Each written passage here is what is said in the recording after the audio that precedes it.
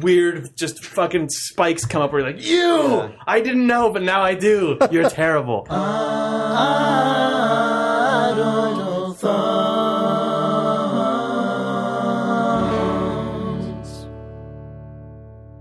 Games, video games, video games, video games, video games, video games, video games, video games, video games, video games, video games, video games, video games, video games, video games, video.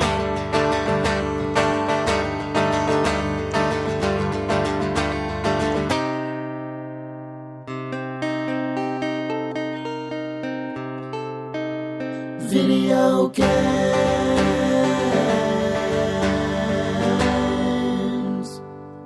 It's August 7th, 2013. This is Idle Thumbs 118. I'm Chris Remo. I'm Jake Rodkin. And we are joined today by Danielle Riendeau. Wow, I said that in a horrible way. Hello. No, that was pretty good. It's French. So, adding the little kind of helps. Riendeau. That's wow, Arnold Schwarzenegger's now saying. Stop it. Shut up. Danielle is a reviews editor over at Polygon, the website. Yes, it's a website. Mm-hmm. On the internet. I'm sorry. I'm actually not an editor. I'm a senior reviewer. Oh, I'm sorry. Other people might be really insulted. But it says editor on my business cards, which have the wrong job title. So. Well, that's why. You gave me your business card, and I just figured that's why. That's how I got it done. Yeah. So, Sean is off preparing for his fake wedding, and Nick is asleep, which is why for the mom's here. wedding? Nick's, Sean, sorry, Sean. Oh, it's fine. Do we explain this on the podcast? I guess we do. Sure, why not? Sean and his wife eloped like a year ago, but they're doing a new other wedding celebration this weekend for their moms. For the moms. We're doing it for the moms. We've declared that the theme of Sean's wedding is for the moms. So, it's just for the moms. You should all send Sean best wishes or whatever it is that you send people. Mm-hmm. Good luck on your Send your wedding? best wishes to questions at idlethumbs.net. You probably don't need to do that. Just tweet them to Sean. Yeah, that's fine. Yeah. Video games. Welcome, Danielle. Danielle is you. actually a good friend of mine who I met when I was in Boston and then completely coincidentally moved to San Francisco soon after I moved back. Yeah, that was a cool thing. I'm kind of stalking you, Chris. I'm sorry about that. But the door's over there. You can leave now. Oh, okay. No, it's good to have you here. Thank you. It's really good to be here. I have listened to the show ever since I've known you, Chris. I know you're supposed to address people, but I'm really That's behind. A little radio tip. Yeah. Well, media radio tip here. We met in Boston back in the olden days. I was at the ACLU. You were at Irrational. It was a long time ago, and now I'm at Polygon, which has only been a few months now, since March, I think. So cool. So you actually play video games, unlike us, who are terrible. We play video games. I pretend I didn't say that. We play them. Idle Thumbs. It's not a sham. Hey, I played a video game. Yeah? I don't want to talk about it yet. Okay. Oh, do I?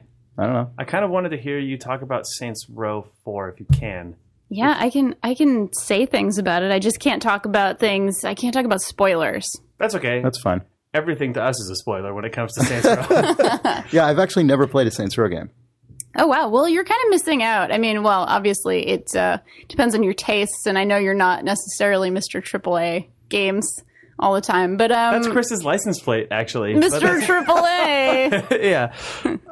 Well, okay. He gets honked at by tow truck drivers pretty frequently. My license plate is frequently misread as men's rights activist AA. It's horrible. Oh. Sorry, Saints Row the game? MRAs. Saints Row the game is about MRAs. AA. Sorry. No. It's it's an open world game. I think we all know that. It's really over the top. It's really goofy. It's really stupid, but in kind of a lovable way. Yeah. This new one really parodies The Matrix and Mass Effect 2 really hard. You're not selling me on this game. So this new Saints Row game... The specific callouts are The Matrix, 1997's The Matrix, and the second entry in the Mass Effect trilogy, Effect series. Effect 2. Also, Zero Dark 30 was a big parody in this particular game. I'm really dumb, but are all the Saints Row games like this? I've gotten the perception from the outside that they've kind of gotten increasingly... Yeah, that's I sort of what I assumed as well, that they kind of figured out a thing that was different about them that people liked, and they just sort of have drilled down on that. Yeah, which is the best part of this game, I think. I mean, it started as sort of a crime series. It was supposed to be sort of the goofy version of Grand Theft Auto. They were kind of going with that.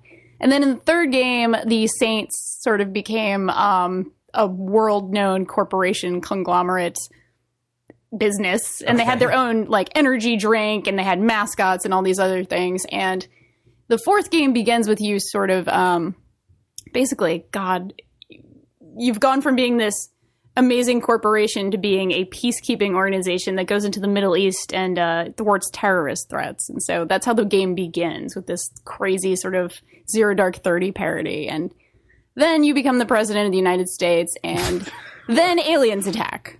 Okay. And that's the setup of the game. That's like the first 25 minutes of the game. Cool. Yeah. And play as the president? Yes. You are the president. To, like, sign legislation that's been passed by Congress? Yeah, you do. There's one very... there's Your face just lit up. That was amazing. Do you do this thing that I'm asking sardonically? Yes. Oh. Excellent. There is one very, very early moment in the game where you get to decide whether you want to end cancer or end world hunger. Basically, just like choose A or B kind of thing. I went with cancer, moral choice. By the way. Just wanted to let everybody know. Fuck cancer is actually the choice you get. It's like press A is that the to name say of the bill? Fuck cancer. Yes. So fuck cancer and world hunger. What makes this good? Like, what makes... Like, I'm sorry to be a horrible guy. But, like, what makes this good and not, like, an extended Robot Chicken sketch? You know what I mean? Like, not that I don't like Robot Chicken. Like, whatever, it's fine. But, like, it's stretched out into, like, a multi-dozens of millions of dollars exercise. Like, what makes that good and not just, like, completely stretched thin? Yeah, at what point... Yeah, what have you played the whole game? Yes, yeah. What kept you through the entire game?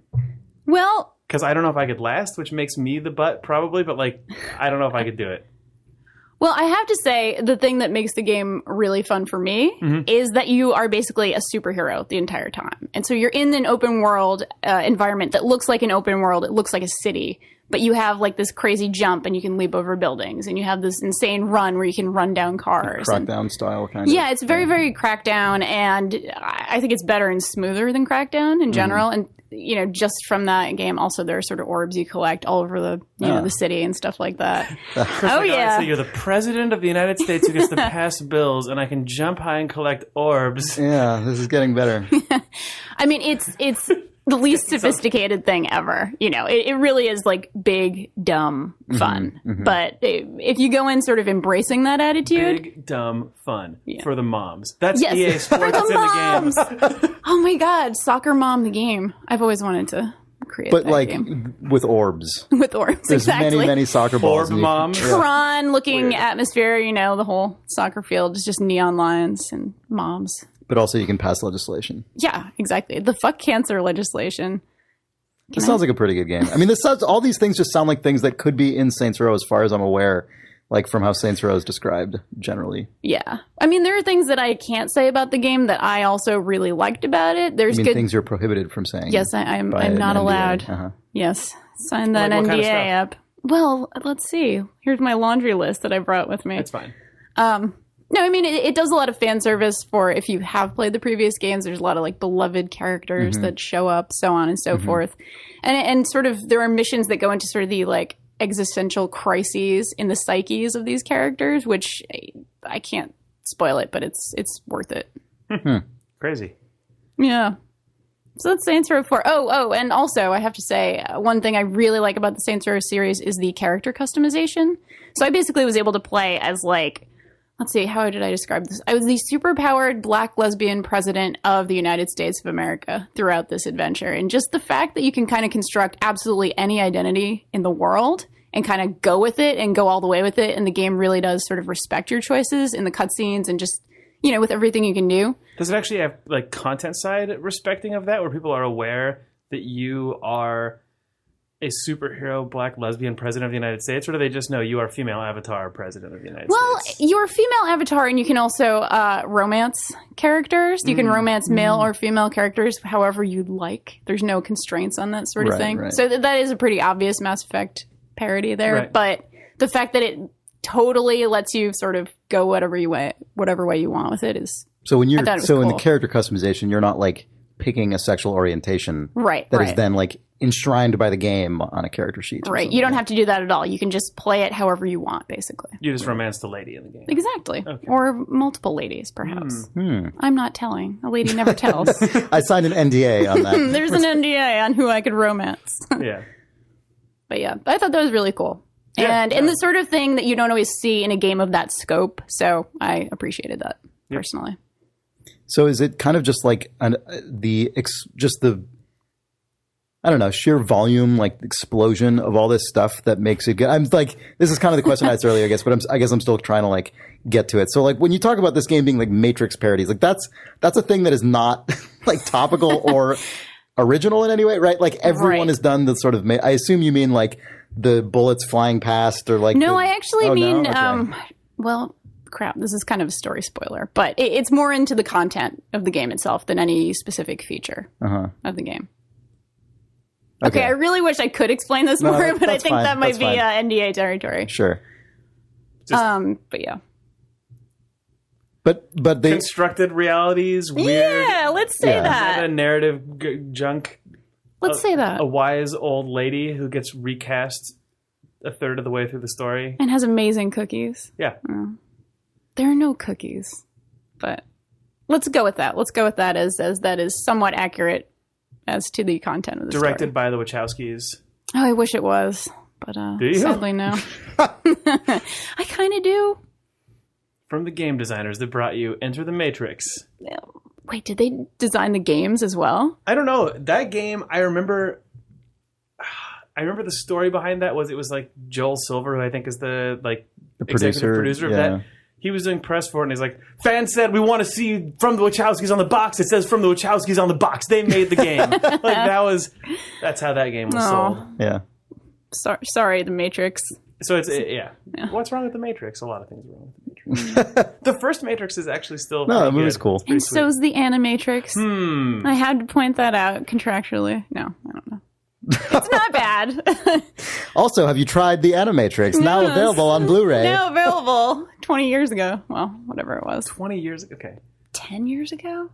I'm long old. enough ago that it was too fucking long ago. Yeah. Exactly.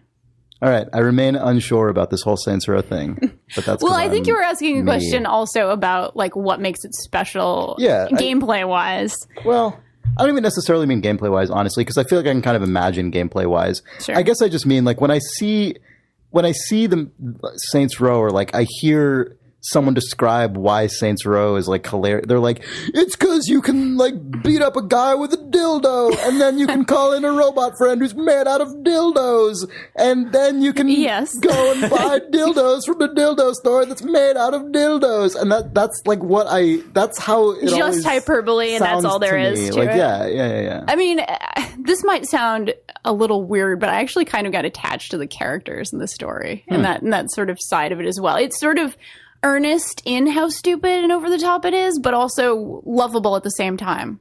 I'm trying to think of a good like movie version of this, and the closest thing I can think of is Starship Troopers. Like it's actually kind of good, but it's also so over the top and so stupid and so ridiculous moment to moment that you can kind of enjoy it on the sort of like reptile brain level, and also on the sort of like, there's an interesting thing there. Do the characters inside of the game take everything that's happening to them seriously? Like, is that because I mean, they do more or less, In Galaxy Quest, everyone is being a wry weirdo about it, but it's a movie where it has some degree of impact on the characters, and that makes you not want to just throw it away. Have you seen Galaxy Quest, Chris? I have, but it was on an airplane, and it was a long time ago, so I don't remember tons about it, but I basically remember it. Yeah. They're just over-the-top personalities that actually make you care about them somehow in some way. Weird. Yeah. I'll probably never play Saints Row 4, but I kind of want to more than I did. Yeah, me too. I mostly just want to jump around and collect orbs. I know.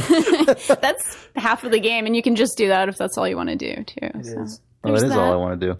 All you want to do is collect orbs. Collect orbs and sign legislation. I'm doing it. That part is pretty fun. Have either of you guys played Rymdkapsel on the iOS devices? I have not, sadly. I've been avoiding my iOS device for games. lately. Well, you've been avoiding it? Not on purpose, just because of having other games to review and such. Yeah. I can't tell if I can actually recommend this game for someone to pay money for. Me too.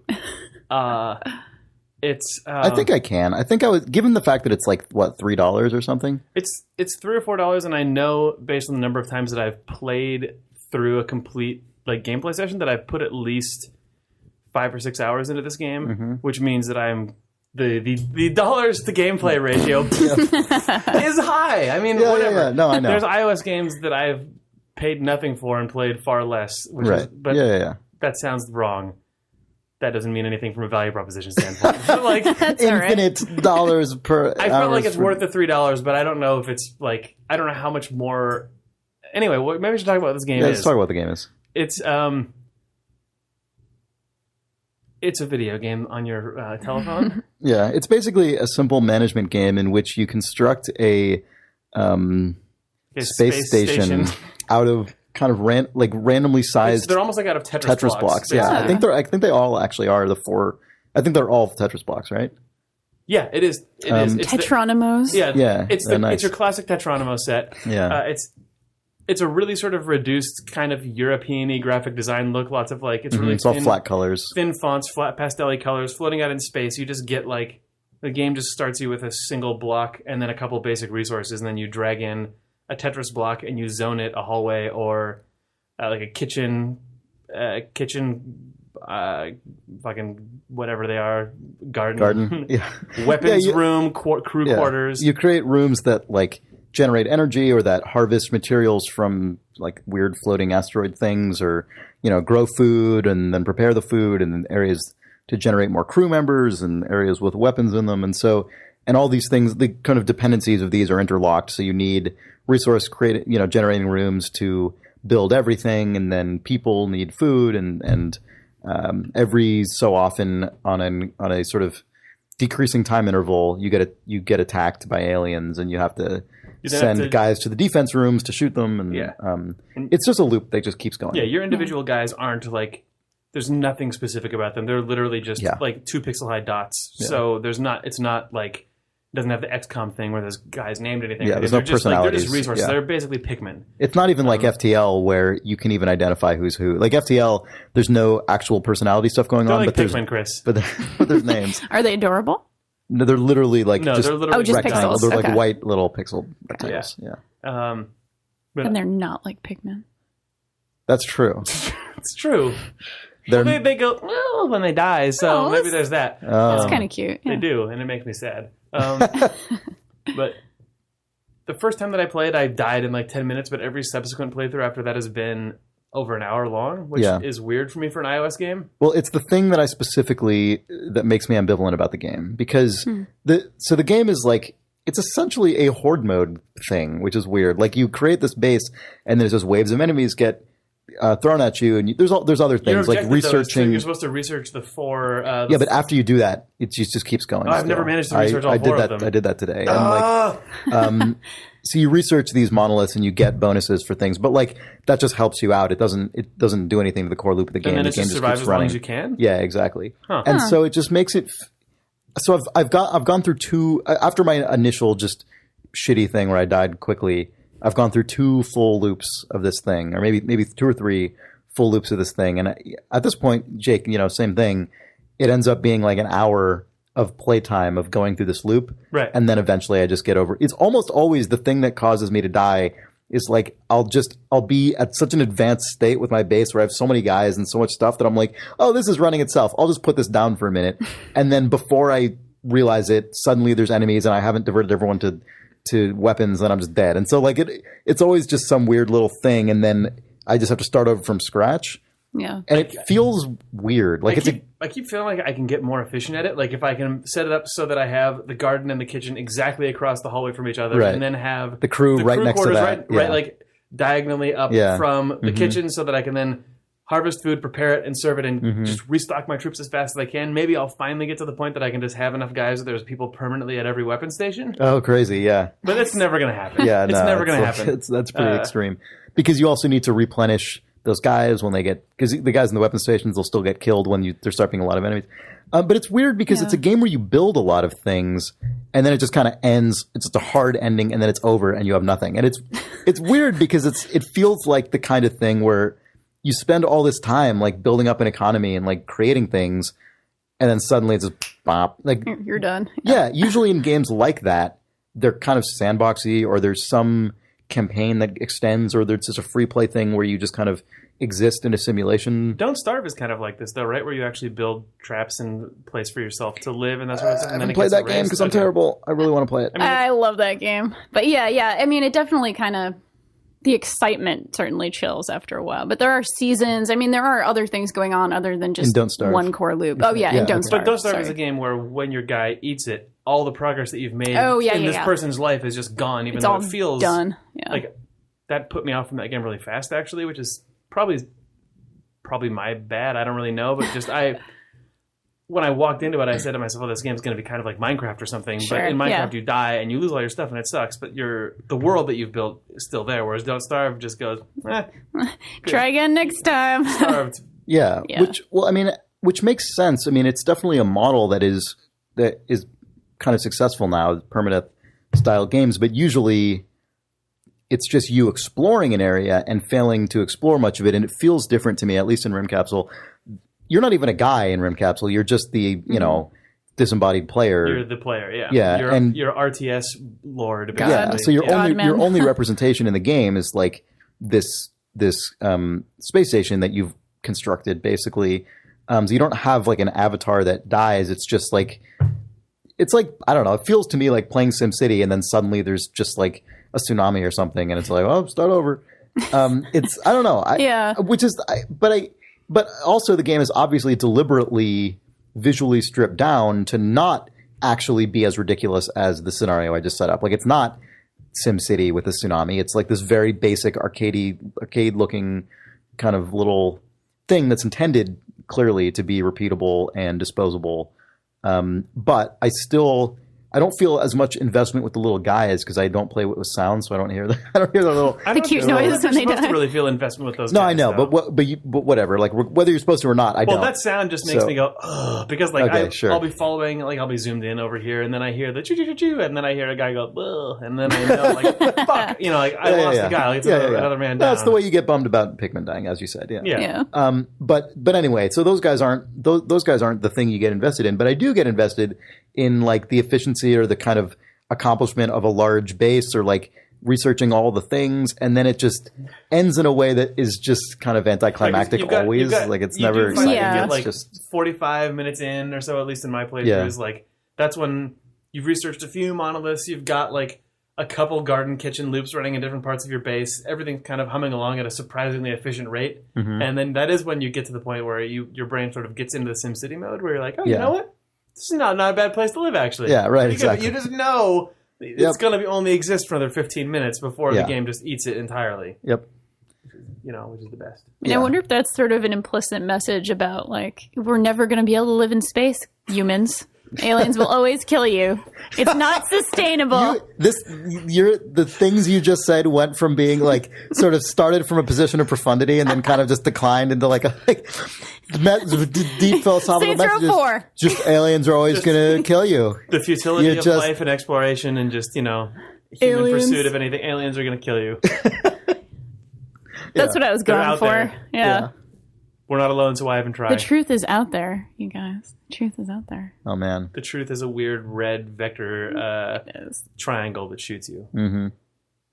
It's also some monoliths that give your guns better range. Oh, yeah. They make your guys walk faster. So where did I've always been curious of the use of monoliths. I know it's the 2001 thing. But I think that's all that it is. I think that was just... Yeah, I think it was just someone had an idea. So it was either Kubrick or Kubrick made this up? I guess. I don't know. Together, I guess they did. I think the book was before the movie. It was technically, but the screenplay I think was more written. The book I think was released before the movie came out, but I'm pretty sure that the concept had been like fleshed out pretty heavily collaboratively between Clark and Kubrick those guys before. Made up the monolith as a thing, and then that just has ingrained itself in people's brains as the thing that makes you smart when you touch it, and then also makes you a weird. So the monolith really is a monolith. Didn't Mass Effect 1 or 2 have essentially a thing like that at the beginning? Yeah, alien artifacts that are basically where like the guy, the shepherd, touches it and like then has a vision and then has knowledge. Yeah, Protean technology for those. What? Protean technology. Protean. Protean. Oh, Protean. Right. Protean would have like been much better for that series. It would have been Prometheans. Oh, Protean technology. Yeah. Yes. Not to be confused with Prometheus. Lovely film from last year. Not to be confused with precursors from Halo. Not to be confused with anything from video games ever. Yeah. Or just any modern sci-fi film, basically. Yep. What, Jake? What? What are you doing? Jake's stuck in a loop. Do you have a profound thought that's also going to go towards aliens will kill you, man? No. Oh, okay. Sorry. That's all right. That's what I'm here for, you know. No, I'm thinking about Rymdkapsel. Yeah. It just does a lot of stuff that, it takes a lot of real-time strategy, base building, I guess kind of tower defense-y stuff, and it slims it down in a way that's so super fulfilling when you first play it. But the last time that I played it, it was just like...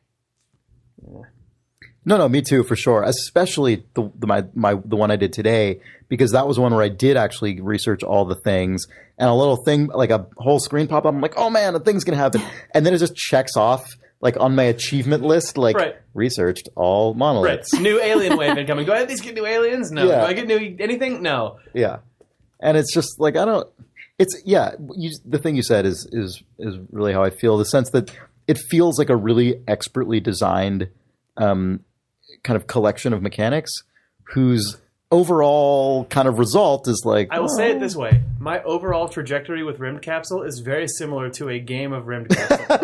Right. This upward trajectory, and I finally hit this pinnacle of like majesty where I'm like, this game, they did everything. And then just, just a straight sort of drop with a really quick fade out, and then I'm at the main menu. Yeah. But then I'm telling people that it's worth the $3 or $4, whatever it is. I don't know. I think it probably is. It's what's funny is that I think it's the problem like almost every game has. I feel like so many games have this problem of just the ending. It's just really hard to end a kind of mechanical experience in a satisfying way. Like games have that problem so frequently, and I feel like this game just suffers from it to a disproportionate degree because it ends all the time, but it doesn't feel like it's integrated that into the core loop in any meaningful way. It just ends. You know, like we talked about this last week or the week before or something, where there are games where you die a lot, and there's games where there's permadeath and so on that manage to make the death or the restarting of it feel meaningful. And in this game, to me, I guess it doesn't. I guess when I just die, it just feels like, well, all right. Huh. I hadn't thought about that.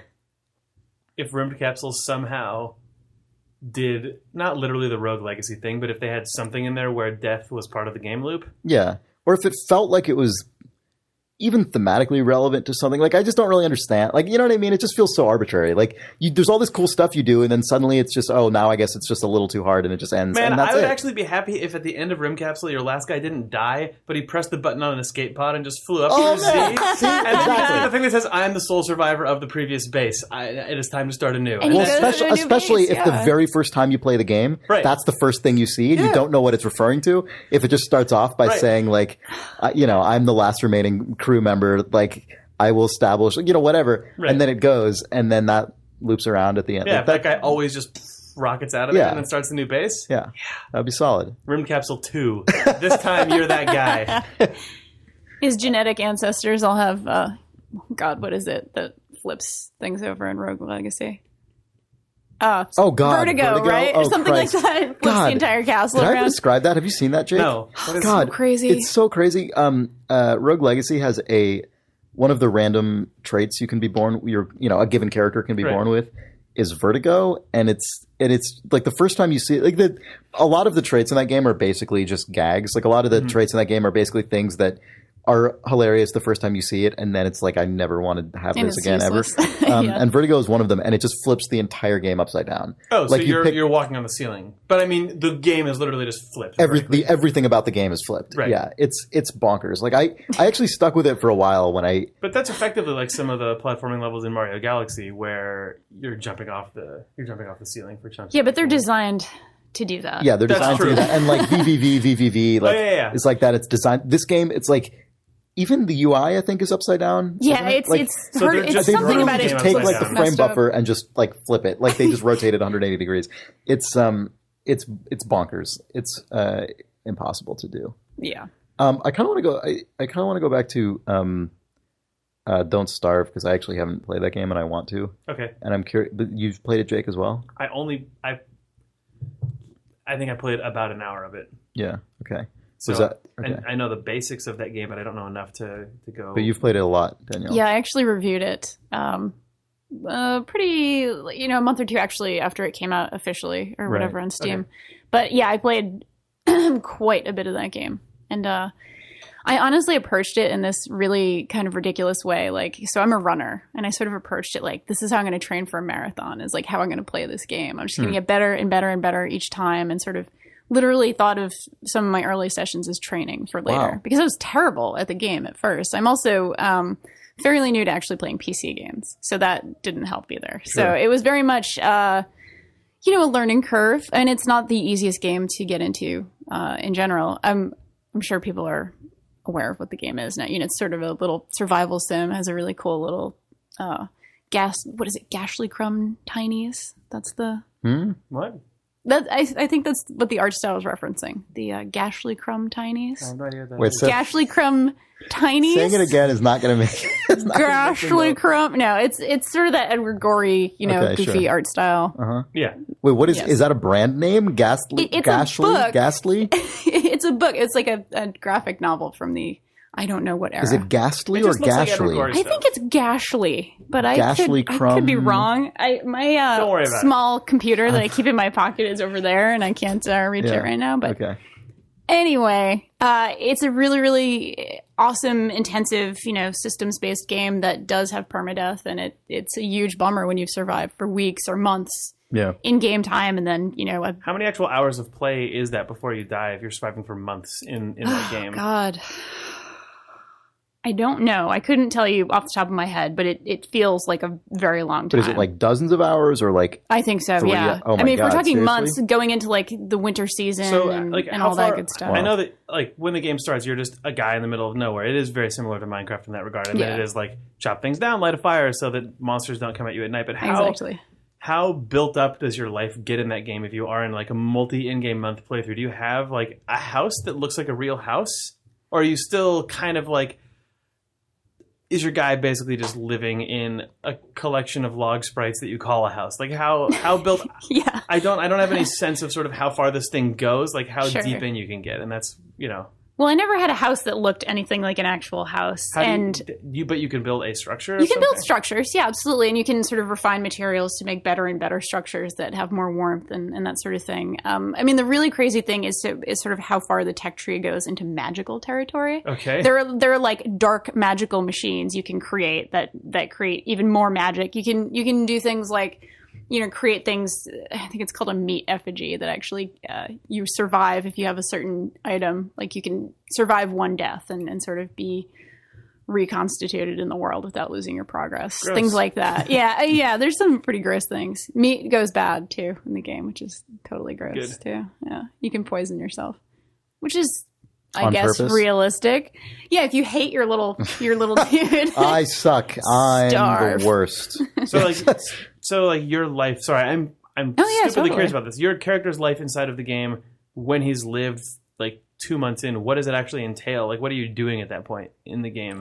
Well, you can also play. I liked playing as more of a hunter-gatherer type. Okay. I put down my structures where I needed them. I made farms and things like that. But I also really liked sort of being a little roving man or woman of the wilderness and sort of bringing my stuff with me, hunting things more often. You can sort of enlist. There are like these man pig things that you can sort of enlist to do your bidding and sort of be your bodyguards and things like that. I got more into that than the actual, building structures. Right. You got really into the man pig commanding? I really liked the man pigs. Yeah, man bear pig. Oh, that's pretty great. So you were then just rolling around with an entourage of man pigs? Like how does that... you can sort of create... How many man pigs can you simultaneously have at your beck and call? That's a good question. I don't know. I would need to talk to somebody from how many did you have at your maximum man pig retinue? Oh God, I don't even know. I mean, it wasn't that many. I didn't have like a massive entourage. It wasn't just like pigs. A screen full. They weren't like carrying me around. It wasn't like in Diablo 2 when you spec out a necromancer to do nothing but just fill the entire screen with every kind of summon you can, tank everyone's frame rate, and then have everyone else on your server scream at you. Oh, like what you did? Like what I did. Is that how you used to play? Oh, yeah. Oh. That was a way that I used to play. That and splatting golems. That and just having the golem poop all over the entire town. Internet that sounds lovely. Yeah. It was pretty good. Yeah, that sounds fun. I mean, I kind of wish you could have so many pigs that they just sort of carry you around on, On like what was that called? Yeah, I'm struggling for the name like too. Famous carrier. The famous carrier that people have. Like a dinner revealer. Like an emperor carrier. That's probably I think that's what it's called. I think it's a lord carrier. Oh, lord carrier. God damn it! It's obviously a lord carrier. What am I talking about? A litter. That's what it's called, right? Wait, really? A litter? A litter, like Litter? I believe it's called a litter. All right. I prefer to call it a lord. I think it's a lord carrier. But I think lord carrier sounds a lot more majestic. regal. Yeah. Regal, I like that better. Were you to look into the lord carrier, there would just be a fucking sullen dude refusing to make eye contact with you, still staring 300 meters away into the back of his throne room, even though he's now inside this little 4x3 foot box. Right. Well, he's looking into the future, or he's looking into posterity. Right. Probably is where he's looking. Yeah, inside of that. Yeah. He's looking at the golem pooping, or is that a different metaphor? Well, he's also imagining. That's just what he imagines to stimulate his. It looks like the this Lord is just, gene. just the most sullen man staring off into space. But then, if you listen really close, you hear him just go. But it's because he's thinking about that time in his earlier days when he made a golem poop all over a town as the part of his meteoric rise to lorddom. Right. It's unclear how that fits exactly into the ascent, but it clearly was important. There somehow. Glory days for Lord Litter. For Lord. Yes, glory days for Lord Litter. Lord Litter, born upon his Lord Carrier. All hail him. Golem poop. Mm-hmm. Mm. Anyway, Don't Starve, also a game that I enjoy very much. Well, that's all in it, right? That's the game. What the game is, what we just said. Yes. Yeah, there's a lot of pooping golems and litter lord carriers, and you just have to play long enough, If your guy lives 3 game years, right, you're for sure in a lord litter. What is it? I don't know. What it is. Lord carrier. You're in a lord carrier. Lord transporter. Yeah, that's a little more assonant. Lord transporter. That game makes me feel like an old person. You mean because you're bad at it? Yes.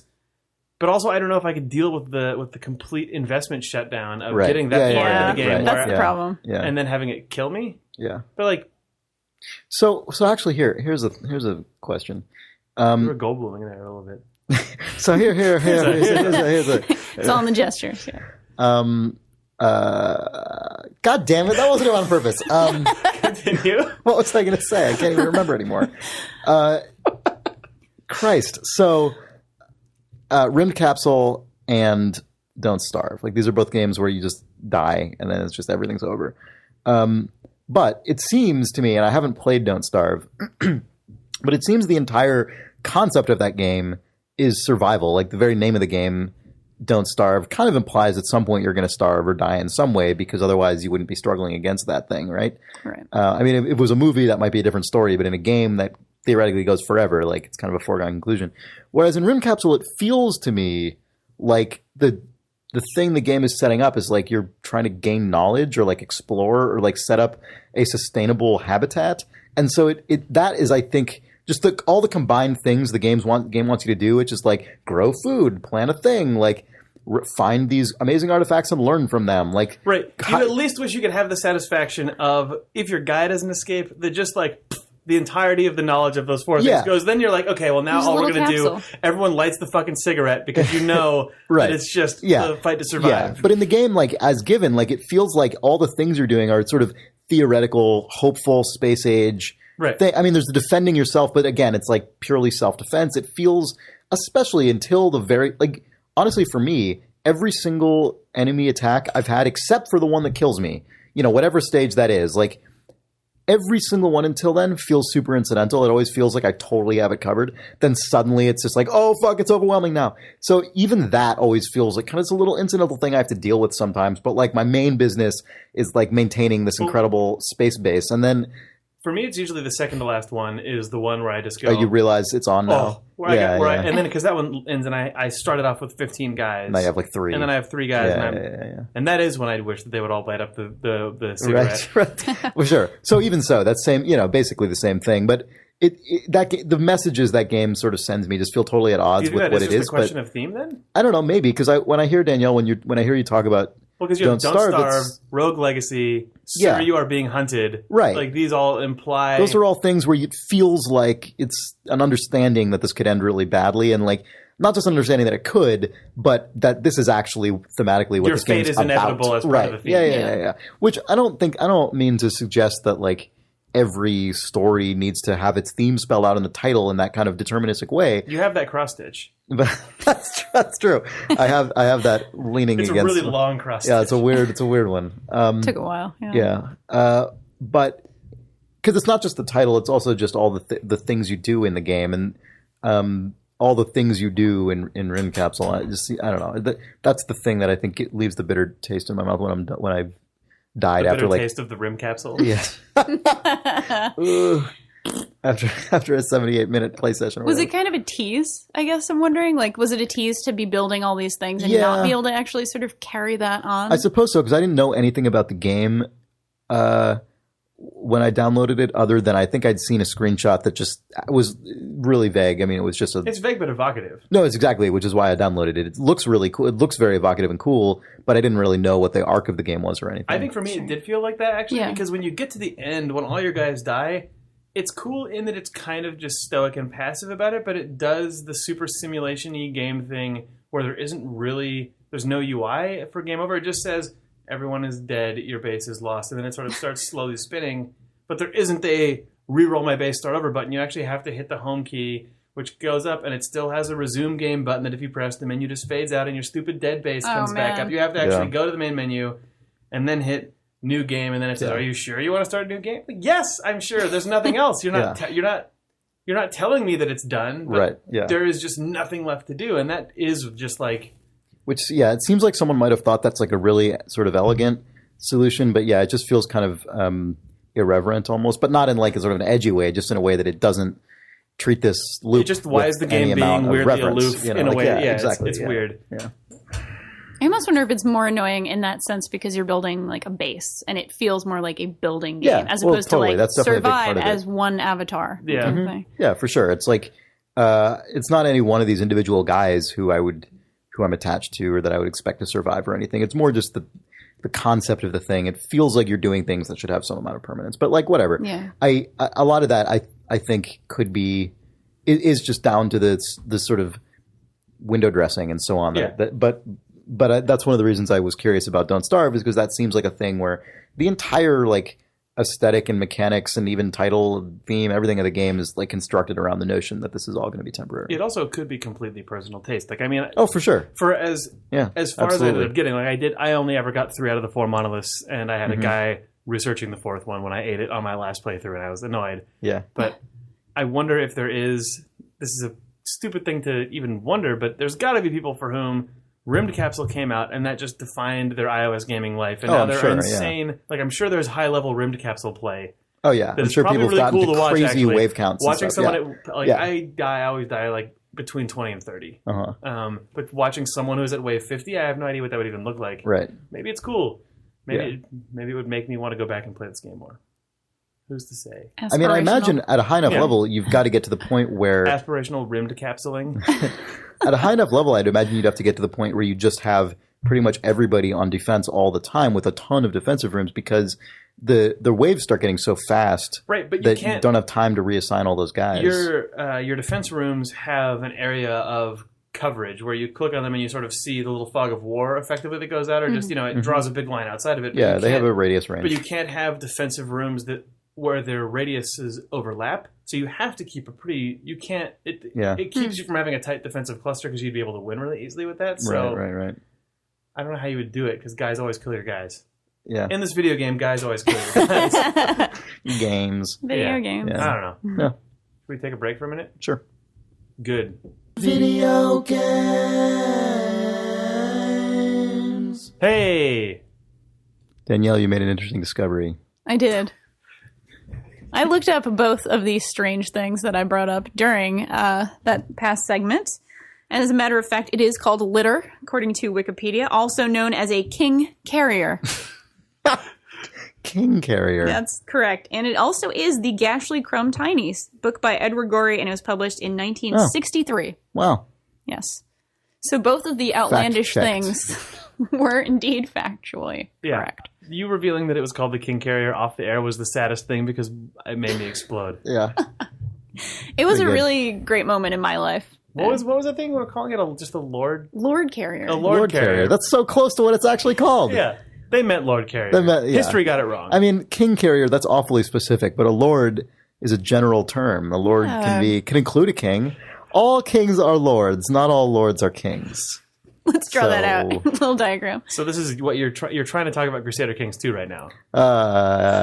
Yes. Segue. I suppose. I'll do a quick Crusader Kings update. So, how many hours of total stream are you at? So, gross. Have you I've not been following this probably. Chris, I've been following sort of tangentially. You know that it's been happening. That Chris and Nick can't stop playing Crusader Kings while connected to Twitch. Yes, I've seen your Twitch account recently. It's impressive. Yeah, that's a way of impressive is a word that one could select. Yeah, I don't know how many hours it's been, but God, there's something like 13 or something parts on YouTube, and those are each about 2 hours long? Most of them are 2 hours long, and then like the last one of a given broadcast is usually about an hour. So I mean, it's pretty. So you're probably over 20 hours of Crusader Kings at this point, or you're at least I'm sure skirting up on. We almost certainly are. Yeah.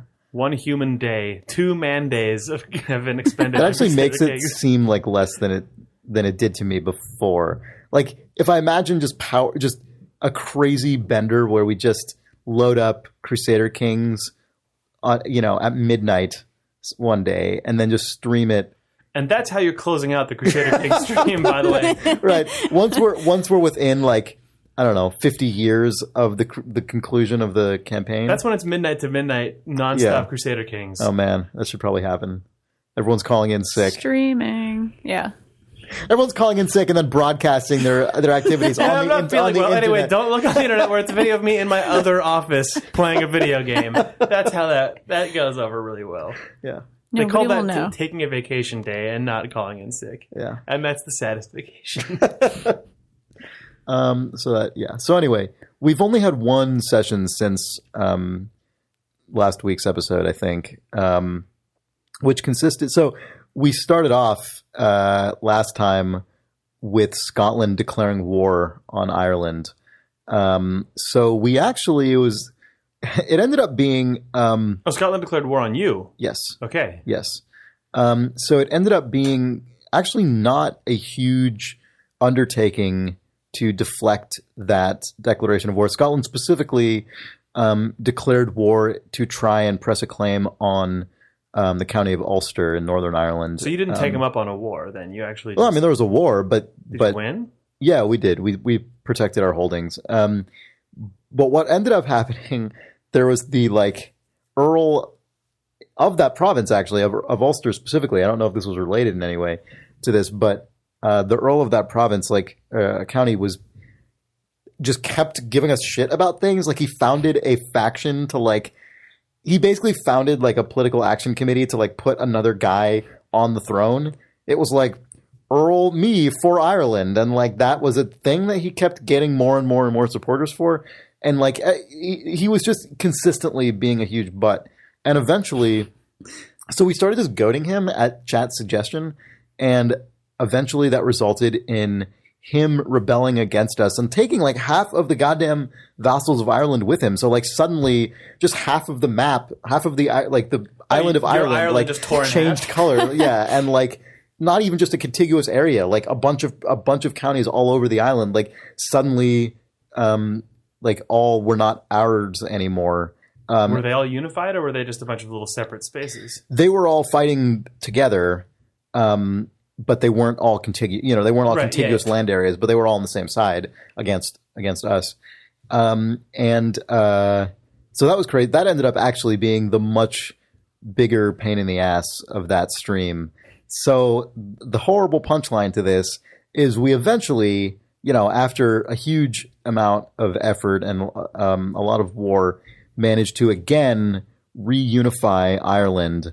And so we're finally in like in a position where like this guy who actually rebelled against us, like legally speaking, like we could have revoked his title and like, you know, subjected him to appropriate punishment and like gotten our, you know, the bulk of the vassals back on our side. And then Nick just went fucking crazy and started executing people left and right. Like anyone who betrayed him? Yes. And so now we have the indelible trait kinslayer, like which you get when you've killed someone in your own like extended family, which has like huge stat reductions and like just massive diplomatic, you know. That's a no-no. So Crusader Kings might just be a Nick Brecken simulator, it turns out. Like yes. It was I couldn't even believe it. It's actually shocking to me how often when we're playing this game, I will like look away from the screen for what seems like just 3 seconds, and then I'll look back to see Nick just doing like the most outrageous, like horrible thing. I'm so frequently flabbergasted when we play this game. It's actually shocking. That happened a few times ago when he launched just like 4 successive assassination attempts against the King of France. The worst part is how often it ends up kind of working out in the long run, which is just horrible. This time I don't think there's a good version of how this works. Savant version. You think you would have finally hit bottom? Well, it's like I don't know how this is better than like just putting the guy in prison and having everyone like that. But we'll see. I don't know. Always bet on Brecken, I suppose. So that was what happened. That's just a hilarious personality trait, like sort of holding a virtual grudge against virtual characters in a little machine. Yes. Yeah, I find that kind of awesome. Nick makes fun of Vanneman getting completely enraged at Dota 2 bots, which is a little bit more abstract and insane. But Nick still just decapitating everyone because he's actually mad at them for screwing up his Ireland is a little... Well, that's one of the things I was thinking about, actually. Like, just when I was brushing my teeth the other night, I think it might have been after that thing, I was just kind of like just thinking about this game in my head. And one of the things I think games often struggle with when it comes to depicting characters' motivations and kind of balance of like moral choices, I think this is an ongoing problem, is how do you reflect bad choices? You know, like games usually when they ask you to choose between things, they're like balanced in their gameplay implications, or like one of them is just obviously a better thing to do. And it's like you're not actually that person in reality. As the player, it's a lot easier to be logical and kind of objective than an actual human being. Like people make actually bad decisions in reality all the time that like anybody looking at it from an actual pulled out perspective would be like, well, that's obviously not what that person should do. But like, that's never how we make decisions. We make decisions like clouded by all the shit in our own brain and all these weird, like, you know, biological and psychological factors that don't necessarily correspond to like the strictly best solution. But when you're playing a game, you're not that person. So it's really easy to just do the thing that is rationally, from a gameplay perspective, best for you at any time. But in Crusader Kings, you frequently have, like, just at any given moment, you can do all kinds of things that are just really terrible decisions that there isn't, like, you don't get anything for. It's like, you can just kill this guy, and it's like, it's all negatives. Like, the game will just tell you. It's like, you will get minus diplomacy. Like, your people will like you less. Like, this will be, like, the game doesn't try to be like, but you get all their renegade gold points. or something. Like, Maybe it means that the game is simulating you being a real person, though. I mean, Crusader that's what Kings, I mean. That's what I'm getting at. You being someone who's born into royalty, who has no actual sense of the real on-the-ground ramifications of your actions, where you can just wave your finger and a man is executed. Yeah. And that makes me terrified of Nick Brecken ever ascending to royalty. Like, if there is a King Ralph scenario where it's revealed that Nick is like 476th in line for the throne. Nick will actually just assassinate the royal baby. Like, Nick will actually just do the thing he's been doing dies, in this except game. for that baby, and then Nick is like that carves out that like 375 person line. Yeah, straight I was to Nick. looking up Nick's name actually, Brecken, on the internet, and that derives from like Brecken, presumably spelled like Brychan or something. Bredon. It's a Welsh name from like the 5th. That name derives from a Welshman named that in like the 5th century or something. Okay. So Nick has, ancestry that goes back to the British Isles. I mean, that was way Probably before royal. the current, royal family's dynasty. But like, you never know. He'll marry in. He could that's true. take over the world. I mean, geez. Yeah. Give him some credit.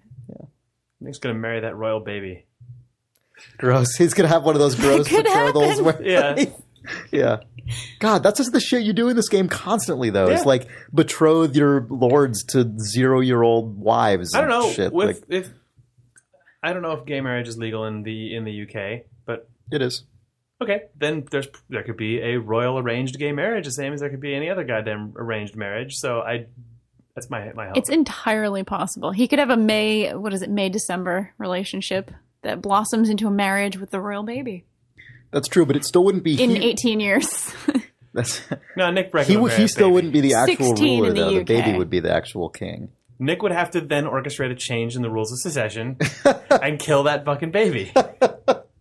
Or if the baby He has experience doing this. He knows what he needs to do. He needs to find a way to imprison that baby. That's true. He has a very dim understanding of these things. That's the reality about our Crusader Kings II thing, is that Nick has these like super vague concepts of how like these succession and dynastic rules work, and then based on this like tiny glimmer of understanding, he'll launch the most decisive, insane he's in the action. You can't try a husband and wife for the same crime area of understanding exactly of how like medieval European politics work. Right. Okay. Yeah. Good. It's pretty good. So anyway, that might be enough of that. Yeah. I don't know. Yeah. That was just some stuff I was thinking about with respect to that game. Oh, okay. You can talk about that. No, I just meant all the stuff about like inhabiting a character and like the idea of like a choice that isn't paired with just an obvious direct gameplay benefit. I would love to see that done well. Just as you an mean aside. in like an avatar-driven game? You mean not one that's not like and this? not a weird abstract sim? Exactly. Yeah. I would really love to see a story-based game that does that well. It's really, really hard to get people to keep playing the game. Oh, I'm sure. It is really like right, and that's the thing you don't have to worry about in like a film or something or a book. It's like the character just does the things. You know, they don't all need to be sympathetic things. Right, because someone makes a bad decision in a film on screen, and you just go, "Oh my god!" Or you at least sort of go, "Well, I'm detached enough from you that I can sort of like, excitedly look to see how this is going to fuck your life." But in a video game, you're like, "That's me. I would never do that if I found out that was going to happen." Rewind, Well, even without the rewinding, usually stuff is telegraphed in a like usually if a game makes you make a bad decision, they do it without. Like, they do it in a way that is, like, suddenly, cutscene, bad thing. It's like the same exact way a movie does. Like, they won't actually give you the choice, rarely anyway, will give you the choice presented in such a way that a human being would actually be making it. Right, putting you in that, like, television drama season finale moment where you look at the choice that you clearly should make, and then the choice that you kind of want to make, but you know that every single thing about it is bad, and it's guaranteed to fuck everything up, and somehow getting people to do that correctly? Like, is that what you're talking about? Or like sort of, except that's like a very loaded example because that's the thing you describe. It's like most games that do that, they have like two binary options and you know that either one was supported by the designer, so there's going to be like a really cool thing either way, right? Like Mass Effect endings, things like that, where it's like the game's still going to pick you up and give you a legitimate experience. Yeah, exactly. But I mean like more moment to moment decisions that aren't just completely calculated in a kind of min-maxing kind of way, even on like a light scale. I don't know. It's hard to describe. Like, it's a weird thing. I mean, I think part of the reason simulation games are better at achieving that is because you make decisions so frequently, and they're in the context of so many other decisions, and like sometimes they're not. Like there's a lot of decisions to make, where usually in most of the moment-to-moment decisions you make in an avatar-driven game are like really fleeting things that don't really matter. Like, should I go this way or that way? Or should I use this gun or that gun? And those are things that are totally incidental. Or they're big moments where it's like you're choosing something and the game is like declaring you to be choosing something. And you know that it's a choice with a capital C and like there's content supporting it. And neither of those are really the way people tend to make decisions about important things in reality. So like simulation games kind of operate a little bit more how people operate in life, where it's like you kind of just do things on an ongoing basis where you're making decisions. And like a lot of them actually do impact other things. Some of them don't really so much. Some of them are obviously big and important. Some of them aren't necessarily obviously big and important. There are probably avatar-driven games that have done this well, and I've probably even played some of them, and I'm just as always, can't think of them right now. But anyway. Yeah, I keep thinking of the end. I'm sure you guys already talked about this, so I won't go on about it, but this entire discussion is reminding me of the ending of The Last of Us. We've not talked about that because Jake hasn't played that game. And you haven't beaten it. I won't touch it then. You have. You completed it. Yes. Oh, shit. If you guys want to talk about the end of The Last of Us, it's fine. I don't mind. We did. We talked about it the other day. Yeah, we actually totally did, and we're a little bit at odds. Are you not going to... Well, I didn't know she was going to be on the podcast at the time. Yeah, it's totally true. Are you... If you give me a sec, I can commit to at least getting a chunk through that game so we can talk about it. Yeah, I'll wait till Nick's here, I suppose, because he played it as well. We finished it together. So. Okay. Yeah. Sorry. Oh, that's all right. I will say I was pretty mixed about it. Okay. Yeah. But, yeah, that's an interesting... You're right, that is an interesting kind of... it's interesting in this context, but... do you guys want to just talk about it? No. It's all right. You want to just... I don't want to ruin your life. You want to... and there's people listening and maybe, I'm like, fuck, bro. I want to talk about something completely different for half a second. No, please do.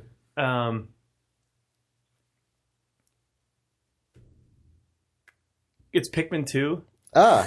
Yes, I'm always... That's all right. I love Pikmin 2. Have you played the multiplayer? Yes.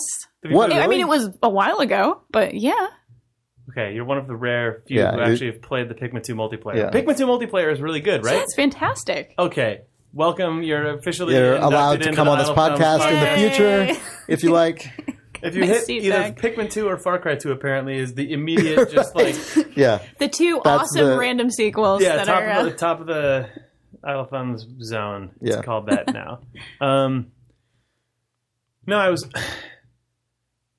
Pikmin 3 existing. I haven't played Pikmin 3. I don't own a Wii U, but Pikmin 2, just Pikmin 2 versus like hours and hours. Chris and I have talked about it. We've done a couple streams of Pikmin 2 versus. And Pikmin 3 existing at all, just like somehow, it was the thing that I didn't think it would get me, but it got me where I just keep looking at it going, oh, there's a Pikmin 2, there's a new Pikmin out there.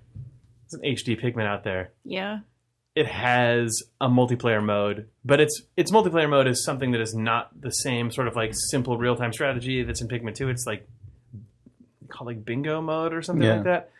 I don't know anything about it, but I got to the point that I was looking at like, oh, Target has a sale on the Wii U. Oh, what's, how much is it going for? All right, is anyone selling it used? And then I sort of said, no, I cannot. I have to channel this enthusiasm back into Pikmin 2. So I've started becoming obsessed with us. That is the least like comprehensible moral stand to take, like to anyone in the universe except for like me, basically. Right. You declaring that, that's like, usually when someone says something in that tenor, it's like, but I knew I had to devote this time to volunteering for like, it's not a moral stance. It's a declaration of weakness. It's like a last minute, like, throw the tracks before the train just completely goes off the cliff, which was me spending $350 for a game console I don't want, plus $60 for a game I don't even think that I want, where I'm like, okay, no, what I have to do is get excited about the game that made me excited about this in the first place. I have to. Yeah. So like, fortunately, that's an easy task. Yeah, fortunately, it's Pikmin 2, that's fucking great. So I've become obsessed with Chris and I doing some streams of it, which we absolutely have to do. But then I started reading the Something Awful Pikmin mega thread, like because there's a thread that's dedicated not just to Pikmin 3, but the entire series.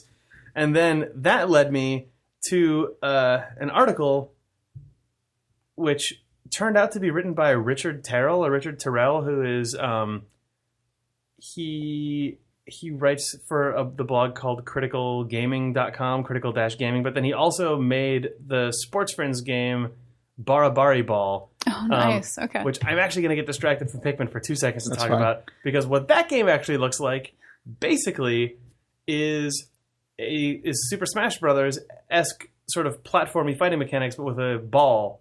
It looks good. I mean, I've only played a few minutes of it. I haven't actually played that one yet. It's very Smash Brothers-esque, right? In that there's sort of... So you've played it, Danielle? Yeah. I had like 5 minutes with it. Okay. Yeah, it's got a floating platform. Like, I don't know, you guys both played it at events or something, probably? I backed the Sports Friends Kickstarter, but I just started getting into the alphas for those that were sent out. But right. No, I mean, I backed it as well, but like, generally speaking, those games... It's been at a couple of the big GDC events, but I never played it there. They had it at E3 at Sony's booth. Oh, cool. So.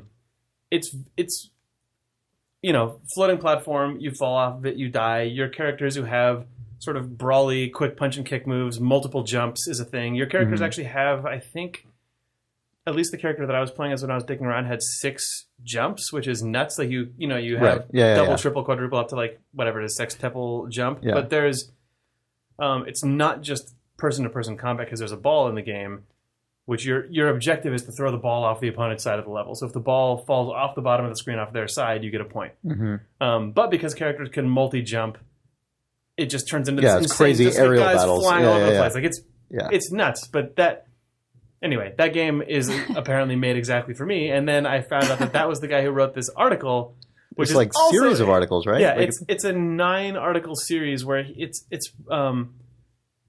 I thought it was real at first because I'm a fool, but it's not. It's it's a weekly log from a guy who claims that he signed up for UC Berkeley's StarCraft class because UC Berkeley has a class on StarCraft, but he didn't get in because it was full. And then his academic advisor said, "Oh, maybe you'd be interested in this other class. It's also a real-time strategy class, but it's a little more off the beaten path." And he went to some like gazebo or something. Like gazebo, like open air classroom for like a seminar course with only like 6 people in it and a teacher who he just referred to as like Professor K, who then said, "We're going to talk about Pikmin 2 multiplayer for the duration of this course." And it was excellent. It's this article series about this guy and his friend who are hardcore StarCraft players, and that class basically full of people who have only played things like he cites StarCraft, he cites a couple other pretty heavy strategy games, but it's then just this multi-week,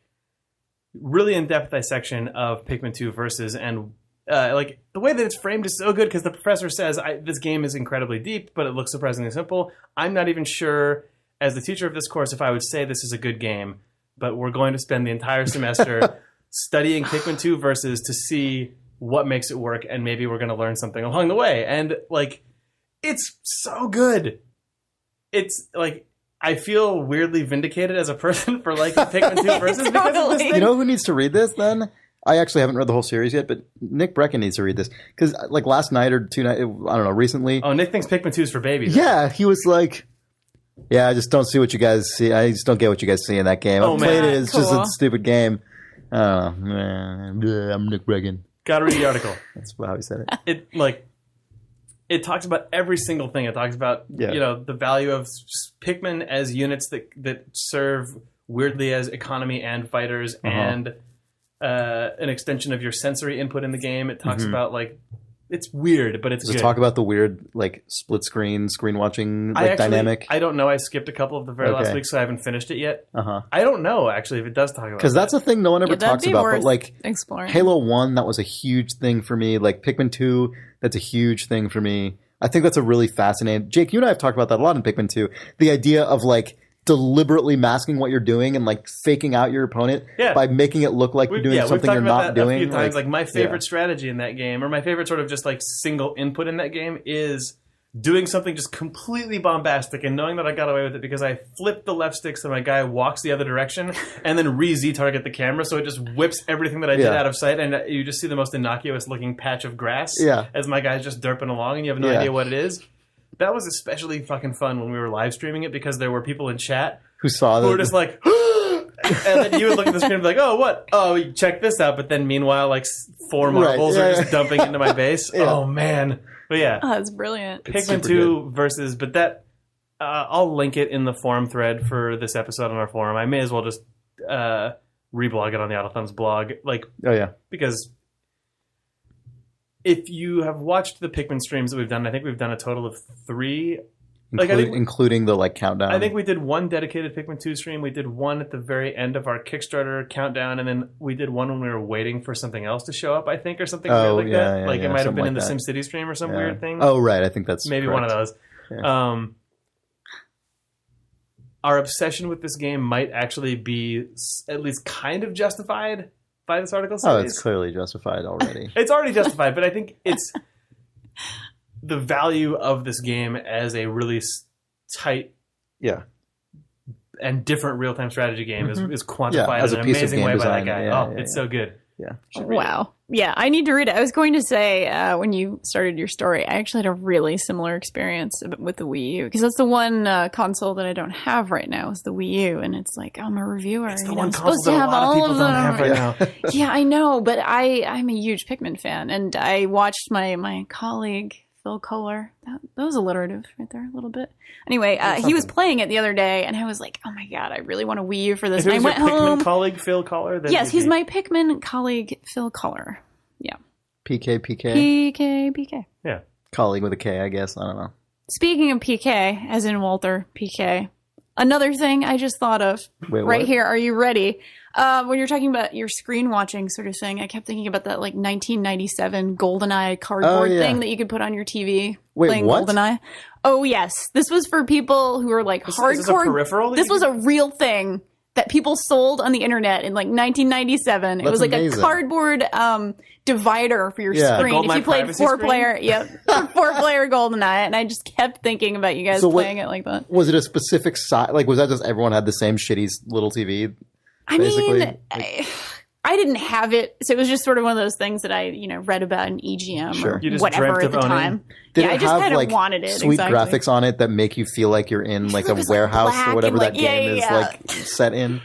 It just has a screen picture of Pierce Brosnan on the side of it. It probably if it basically is like artwork from an arcade cabinet, right? Just with like just some weird collection of like game wall assets, but then also like gradient into Pierce Brosnan with the gun like up against it with the explosion behind him and the 2 Bond girls, the sort of GoldenEye image. Hopefully also with his like the top half of his head and the like barrel of the gun also actually being like cardboard, like poking up out of the top. It's like cut off by the top. No, die cut out of the top. If your TV is small, you have to actually just exact the knife that half of Pierce Brosnan's head off, or it will fall off your TV. Cut his hair off, basically. Yeah. Mm-hmm.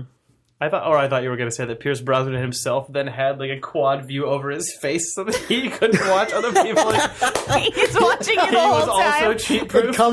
It comes with another smaller piece of cardboard that you have to fold and like insert tab A to tab B, and that's the little like weird screen around his eyes. Right. So Pierce Brosnan and the 2 other Bond girls also are not allowed to see each other. Yeah, it's sort of like an instruction manual on the box right there. This is how to use this. Only have 3 friends? Just place Pierce in the 4th screen. You have no friends? It's perfect. But there's 2 Bond girls and Pierce. GoldenEye license, so this would actually just be like... whatever. Oh, some horrible guy in a tuxedo, like weird... Pete Bronstring. The guy with the ponytail and a rented tux. Yes. So it was a 4-way thing? Yeah, I think so. That is ridiculous. So what did you all? I think you could repartition it. You have to just fucking Marx Brothers it up in front of your like. What is the like? Or how long does that thing extend out for? Yeah, like how do you all look into it? Like there's ones that are under other ones. Like how do you? Yeah, and couldn't you actually decide like if you wanted your screen horizontal or vertical? If it was 3? Well, if there's 4 though, like would you have like a periscope set up with like a cross mirrors? It keeps you from cheating at Mario Kart too, which is nice. Oh yeah, that's right. It worked for multiple games, but I only ever you have heard to of it buy in the context attachment of like imitation like guy shell. Dressed up as Mario that you put on the thing. The guy in a sad go-kart and the go-kart's broken. Yeah, it's actually just a non-stick decal of blue overalls that go over Pierce Brosnan and a mustache. Over that guy, over the weird lookalike, just generic guy. Yeah. Oh man. What is that guy without any of the attachments? Paul. His name is just Paul. He's just a dude. He's just a guy. Hopefully, it's just the guy Video game in guy. boxer shorts. Yeah. It's just a sad Cheeto nerd. Yeah. Yeah. What? This attachment, it didn't actually cover the screen at all. It turns out that was a misnomer. It was just a video game. It's just a weird companion. It's just a companion for your video game room. Yeah. He plugged into the memory expansion slot of your Nintendo 64, not for any purpose other than to keep him standing up in your living room. There was no electronic component to this man. Yeah. I mean, he's basically as useful as ROB. Yeah. So you could also dress him as ROB. Yeah. Hopefully you could. Yeah. Were we talking about anything real at any point? Oh, just read that. Oh, just you being Pikmin excited 2. about Pikmin 2. Yeah. I'm only, It's all my fault. Gotta stream Pikmin 2. It's good. God, I love Pikmin 2. Yep. I also haven't played it since, 2004, whatever it was. The game's really good. The multiplayer holds up really, really well. Oh, that's awesome. It's awesome to hear. Mainly because there's literally nothing else like it, really, right? Like, there's not... Just the Overlord series. I don't know if you played any of them. Yeah, I have. I mean, do those have that same versus multiplayer, though? No, I don't think so. That's, I guess, more what I'm talking about. Like, there's nothing... There's no multiplayer game that is quite like that at least that I'm aware of. It's weird. Yeah. Super good. We're going to do more streams. Jake is working on some updated... I might be building some pro gaming overlays. Oh, my God. Excellent. They look pretty good. Yeah. Because we play this game with a Dolphin emulator, so we can play it on PC and run it at high res. 1080, and it seems like what the game actually needs is maybe some like chrome and like hewn stone with lava coming out of it. I think that's really the Pikmin experience that the Twitch audience will be able to relate to. So I'm working on trying to put that together. Now that I've promised it on the podcast, I fucking have to do it. Well, that's why I brought it up. No, whatever. It's important. I think you need Video Game Guy in there too. Just a little homage to Video Game Oh Guy. man, that's the guy who like gives you weird little factoids and stuff about the players. Like Jake Rodkin has an 8.5 record in the league. You're talking about non-stick decal. Yeah. Brosnan needs to pop like, up. He needs to like come new, in like there. local network identification, like ID style, where he weirdly like just pops up in a horrible animated pose. Like, what, he's Six Flags guy too? Or Yeah. is that fucking the World of Warcraft dance Like monster that dancing- shows up in the bottom corner of TV, Right. Or on banner ads everywhere across the internet? He's very versatile. Yeah. no, it's like it's like when a sitcom is coming on like on network television, and the guy kind of walks in and like folds his arms and smirks, and then like the time away. that it's airing like comes out of him and says Friends. Yeah, exactly. Yeah. So that's what ours are going to have, definitely. I'm committing to that. Now I've said it on the podcast, so you have to do it, right? That's how this works. That might exceed the motion graphics and actor budget of $0. But I'll do what I can, Curtis. I'll try. I'm sure you'll be able to find a model somewhere. Video Game Guy. Yeah. Okay, so find kind of a generic looking kind of white guy. You're who in the looks like mission right now. That's he not might hard. be really into I'll put video a Craigslist games. out I don't know. I in don't know if you search can find of one of video those. game guy. No, not video game protagonist. Video game guy. Yeah. Do you like playing video games? Do you want to make money at home playing video games? Oh God. You're going to be competing with like, I don't know, many companies who also advertise on Facebook. This is like a Make money at home playing video games, Chris. yeah. It's a real life. Test this social MMO. No. No, this is actually just a released free-to-play game. Do we want to do reader mail and then run away forever? Let's do it. Con writes, hello, Hi, Con. Hello, Thumbs. Con. Were you intentionally using the majestic plural when discussing your actions in Crusader Kings II, or is this just a hilarious unintended consequence of saying we instead of Jake and I? You talked about our actions in such a straight, unassuming way. I found it funny. Thanks, Con. P.S. Love the show since forever. That was not deliberate, but it is now, right? It's sort of deliberate. Well, first of all, it's Nick, not Jake. Yeah. But it actually is kind of deliberate, only in the sense that I have noticed it before because it's such a weird way to speak. To say, then we killed this guy's wife. Then we married his baby. Like all that. That's weird for other reasons. But it's good that it's ambiguous. That is weird. You and Nick. Exactly. I feel like the royal we. Even though Nick is usually the one controlling the mouse and often makes decisions unilaterally that are questionable. Generally speaking, it feels like we are just communally playing the game. So the royal we could be you and Nick, or King Sean the First Vanneman, or Nick Brecken. Right. Exactly. Okay. Oh man, the thing I didn't mention in the recap of our Crusader Kings 2 this week is we lost 2 kings in that playthrough. Like this is the most extreme like succession frenzy we've had in any of these to Hopefully, Video date. Game Man came on and said succession frenzy. He just popped up right there. Yeah. We one of them died. So King Sean II. God, I can't remember the order, but like we lost one king to illness and one king in battle, and our current king is Genius Baby, who is like, I can't remember his actual name because we just so like chat dubbed him Genius Baby because he's like way better stats than any of the other kings we've had this entire time. Even as full grown men, he's already way smarter and better at diplomacy and statesmanship and stuff. Until Nick just fucking nerfed him entirely by killing murdering everybody. So you had King Genius Baby, a kinslayer. Yeah, exactly. So, yes, that is now... I'm so disappointed. Yeah, he's a weird kid. We are a shitty king. You figure out for yourself what I meant by that. Anyway, let's see, what else do we have here? Alex Lovendahl says, fighting game stuff. Hey, Thumbs. I was listening to the E3 Week podcast where you guys were talking about Smash Brothers and fighting games, and I wanted to talk a bit about why inputs can get so crazy. One of the issues with having a universal moveset, such as with Smash, is that every character is forced into the same movement patterns. Compare that to Street Fighter, where most of Ryu's moves are pretty universal, and Guile's moves also always require him to defend before attacking. Guile's special moves always begin with holding back the stick, meaning he has to pull back to attack. When all characters have the same controls, it leads to characters being optimal for a single control design and reduces variety. This can be seen in a couple of games. Smash Bros. Melee became infamous for the sort of Fox versus Fox only game, because Fox is the optimal character for the Smash moveset. This was lowered in Brawl, but Meta Knight has never been less than the best character in the game. In Marvel vs. Capcom 3, which mostly supports the same moveset for every character, the top tier characters, Magneto, Virgil, Doctor Doom, and Wesker, are pretty much represented in every match because their crazy combos are especially easy to execute. Part of this is an issue of balance, but I've definitely noticed that games with universal movesets like Smash tend to have this problem.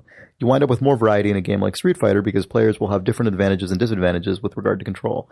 And while Smash is especially simple in control, some players are effectively boxed out by universal movesets in other games. For example, I have a friend who wants to play Marvel vs. Capcom 3, but he can't perform quarter circles reliably, so the game's cast is mostly unavailable to him because almost every single character has a move centered around that. Just some thoughts to chew on. I enjoy Street Fighter and Smash both, and I think your points are valid, but there are counterpoints that need to be considered. Thanks, Alex from Chicago. A smart dude wrote us. Yeah. Yes. Someone who knows way more about this stuff than I do has an opinion about it. Shit about fighting games, but I like Smash Brothers a lot. Yeah. I don't like Smash Brothers enough to get to the point where any of the things that he said actually mean anything to me of meaning. But you theoretically can understand. I understand everything that he says. Yeah, it's never going to have an impact on my game and right. No, me too. But it's super good to know that stuff. Yeah, for sure. It's funny actually because it makes me. I realized as I was reading that it makes me kind of re-examine one of the comparisons I brought up. I think I brought up StarCraft as an example of how. As a PC gamer, I'm not generally accustomed to. Well, I've played a million bajillion console games too, but I think I have less of this sort of like deep, lifelong instinctual connection to a controller that a lot of people who grew up on console games do. Where on PC games, like you can often change your key input configurations and like lean on the mouse more or the keyboard more or whatever, depending on the game. Yep. And I brought up StarCraft as an example of a thing like, in StarCraft, like no matter what race you play, like it's kind of just a grid of buttons you input and like the mouse moves around the same way. But like, of course, the three races in StarCraft actually play drastically differently. And that's actually been, if anything, increased in StarCraft 2, where there's just whole mechanics that only apply to one race versus another. And that's a big part of what makes different matchups in that game really exciting and kind of what makes one of the things that makes the professional scene really cool. And then it also makes me think about Lords Management games like Dota and League of Legends, which is interesting because those games all have the exact same inputs, but because they're just generic keyboard keys, they can mean anything. Like they can mean absolutely anything at all. Execute bespoke move, though. Exactly. Right. Like do what this guy does. Yeah. Right. I know what those games are. What? Nothing. I might have just accidentally erased the email that I was going to read. Oops. Whoops. What was it? It was. I'll find it. Should I keep going? Actually, if I could jump in on that particular point, it is a little bit of a tangent, but it has a lot to do with sort of controls and sort of what's natural and what makes sense to people. So my girlfriend never played a video game before she met me, and she's a doctor. She does, medical procedures all the time. So she has extreme dexterity. Has she played the crazy Da Vinci? Are you familiar with this? No. Oh man, we had a reader mail a few weeks ago about a thing called the. Do you remember this, Jake? The Da Vinci. It was after we played Surgeon Simulator. Mm-mm. Oh god. Someone wrote in about the actual real. Sorry, I'm immediately derailing. No, it's cool. Yeah.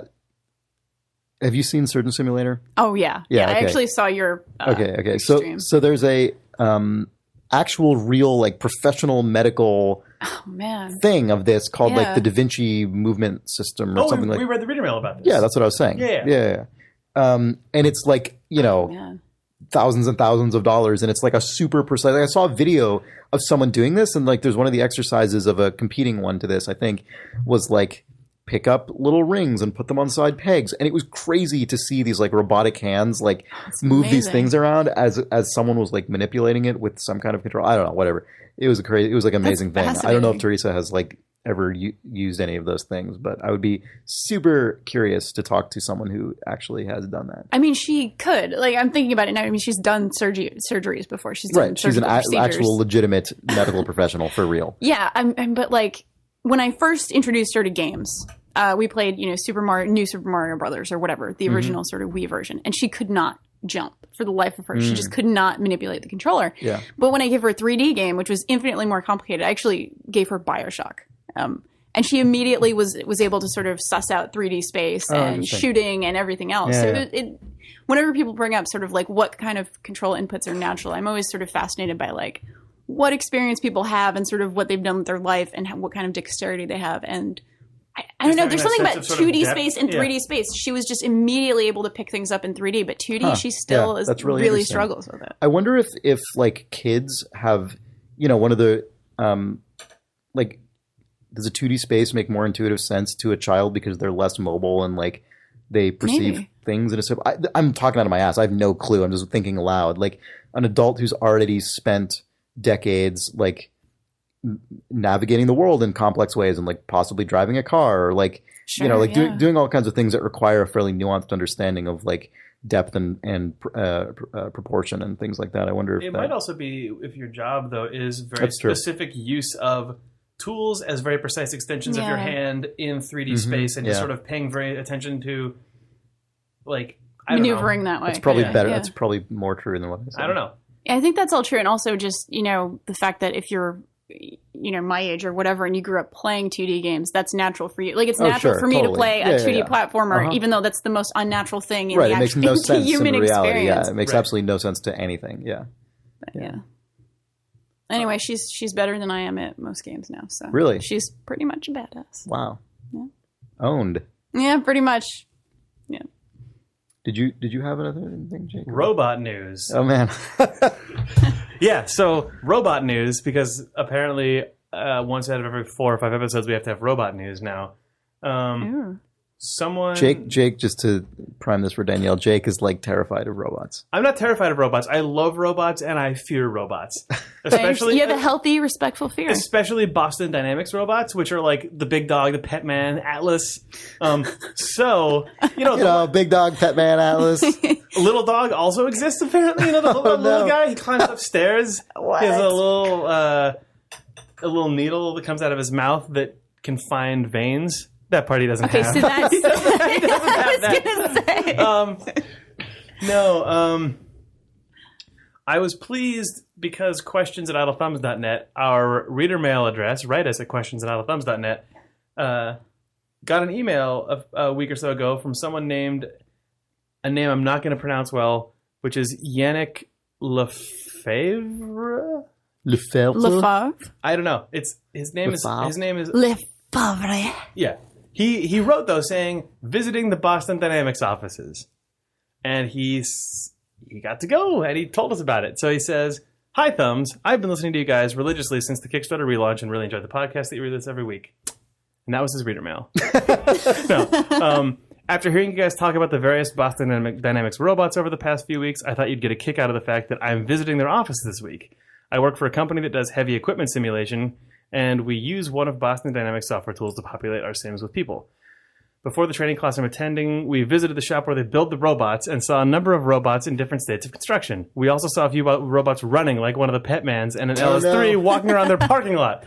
Oh no, what? They're outside. Yeah, they're in the world. They're fucking allowed out of the building. They're just hanging out. We let them exercise outside. So he said that was pretty awesome. Then he says, one of the things that they mentioned to us is that their online videos are typically posted about a year after they're shot.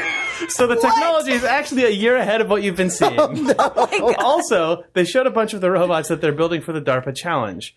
Basically, Boston Dynamics is building robots, and competing companies in this challenge are writing the brains that will be downloaded into them to perform a number of tasks, including driving a vehicle and climbing ladders. Oh, no. Crazy. So, no question here, just more information to feed your sentient robot paranoia. Keep up the great work, guys. And then he sent an email saying no pictures were allowed, but then he sent an email back saying, wait, I'm allowed to take a picture of the Boston Dynamics lobby. And he sent a picture that is amazing because their lobby is literally the physical evolution of the BigDog. Oh no. Oh my god. Like, it's a little bucket of parts, and then that looks like a kid's science fair project, and then it's a quadruped that kind of just has some hoses coming out of it, and then it's the BigDog from the videos, and then the final one is one I've never seen. It's a secret fucking BigDog. It's twice as big as the one from the YouTube videos, and it's wearing fucking camo. Oh god. Oh, that is a chunky BigDog. Yeah, that BigDog is... That is a beefy BigDog. So... It looks so much more, like, powerful than the other one's like, big... scientists present this BigDog, and the other one is, this BigDog's gonna fuck you up. Yeah, this looks like a tank BigDog. Yeah, that BigDog actually has taken a life. That BigDog knows what it's like to kill a man. God, what's funny about it is that it still has, like, the like... lower half of the legs is still the little spindly. Yep. So it's like it's got the classic bodybuilder's shape of like big hulking, upper Giant body, on like top. supported by these little like. Oh my god. Anyway, what a disaster this is going to be. He eats this puppies. is like This is like the Jurassic Park thing. Like this is the lobby where everything just comes alive. Like when it's time for these robots to reclaim their fucking planet. The thing about that evolution is like the beginning of the Terminator 2 hubristic thing, where it's like got this little thing, then this big one, and this other one, and then that other BigDog, and then the camera moves over to what you think is going to be the next BigDog, but what actually happens is a foot fucking comes in and smushes that BigDog, and then the camera zooms out to reveal the fucking chrome tank from Terminator just crushing things.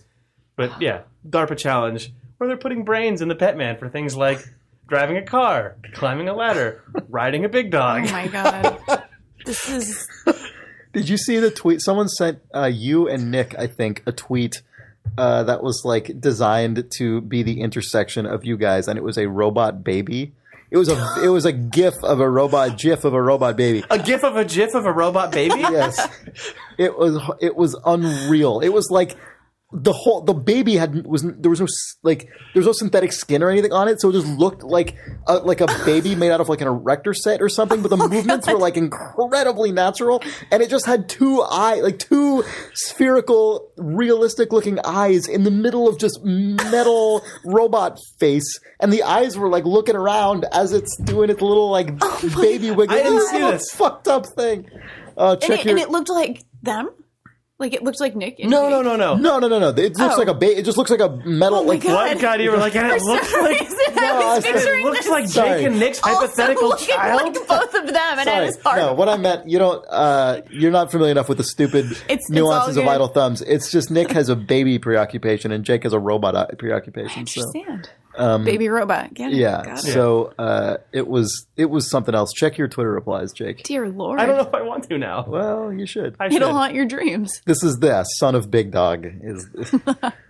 It was horrible. Yeah. It was surprising. I'll say that's what the word was. So yeah, I need to check with this guy if we can put that photo up in the blog, but if we can, that photo's going in the goddamn blog because it needs to. Yeah. People need to see what to be Big afraid Dog of in the becomes. future. Oh yeah. Those videos are a year behind. I know. It's terrible. Petman? That was the one that really was Did you watch the Atlas one? I don't think I've seen Atlas. Atlas is Petman 2, but that clearly means that there's now Petman 5, which is building Petmans. Right. The true Petman challenge that's going to be revealed. Right. We're designing a brain to build Petmans. The and winner putting it of inside this a Petman. goddamn Boston Dynamics challenge is I built a brain that can build a brain. It's Commander Data and his daughter Lol. Yeah, But that was kind of sweet. So when Petman starts using contractions, horrible. we need to worry because its brain's about to melt down. Yes. Can't watch out for that. Yeah. Unless he's been in a Wild West simulation. Eventually a Petman will be brought to life that can speak, and then the first thing that it will say is, I'm sorry, and then it will shut down, and humanity will be baffled. But 20 years later, we'll just be deleted. Oh, yeah. It's gonna be gross. It's gonna be a total disaster. Yeah. Look forward to that. Yeah. I know I do. Are you ready for some sweet call-outs? Sure, go for it. Call it out. Follow us on Twitter. Thanks, guys. Good job, Jake. Yeah. It was the room was just so pregnant with expectation there. Mm-hmm. Oh, check out our YouTube page.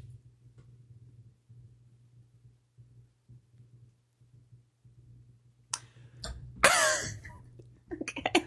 Thank you for coming on the show. It's been great. Thank you thanks, both. This has been really, really fun. Love the show. So thank you so much for having me. Are you going to plug your webpage? Well, I guess I'll plug my Twitter. It's Danielle RI, and I'll even spell it out for those who have trouble with that aspect. You're going to of do life. what we would not, and that is tell people how to actually follow you on I Twitter. love that you said go to our YouTube channel, which is like the most unintuitive web address. Like it doesn't have anything to do with anything.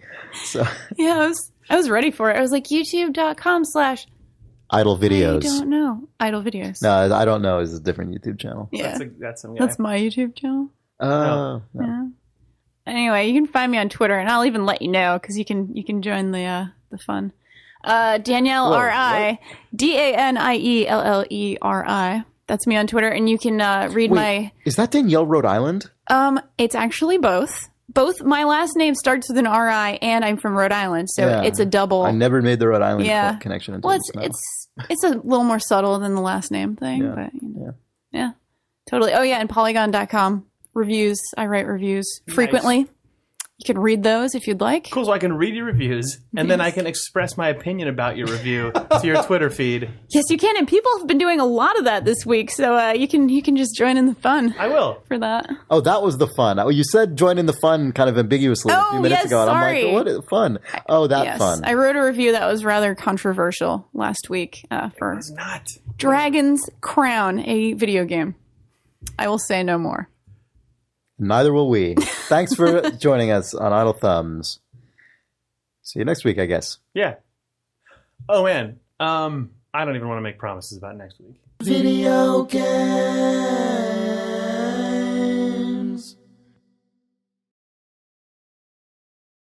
Oh. I don't know if they talked about it on Dota today, but that would They haven't done it, Dota today. Like, they haven't done it in 3 weeks. God, it's been 3 weeks? Yeah. They fucking suck. Yeah. Dota 3 weeks ago. Games.